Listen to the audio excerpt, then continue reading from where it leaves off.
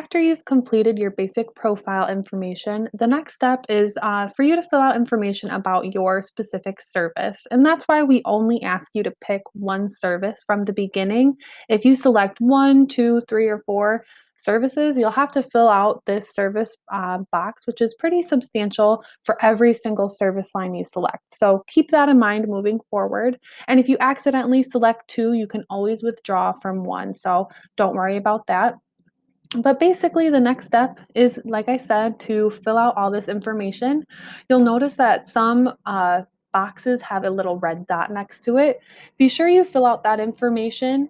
There are some that don't have the little red dot next to it, like this example, the social security number. You don't have to fill out that information. So moving on, you can just scroll on through and see we asked for quite a bit of information.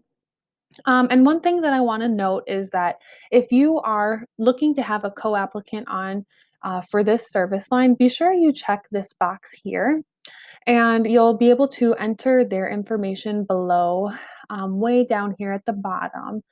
If you don't have a co-applicant, just be sure you leave that box unchecked because it'll ask you to fill in required fields for the co-applicant. But if you don't have one, obviously you won't know what to put there. So I'm going to leave that box unchecked for now.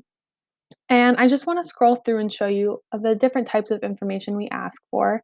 So your birth date is required, ethnicity, gender, if you're fluent in English, and if you are not, please let us know. And we do have obviously some language options out there for you with advisors and resources for that. Um, Annual income, marital status, your current savings, gross income. And then you can see down here, there are some more optional things. So if you're just getting started with the home buying process and you don't currently have a lender, don't worry, this isn't a required field. If you're not pre-qualified, that's totally fine as well. You can just leave this information blank if you don't have a loan officer or a realtor. Um, or if you haven't selected a home and don't have a home inspection scheduled or haven't had one yet. It is important that we have information about your employment status, and then if you filed for Chapter 13 or 7 bankruptcy.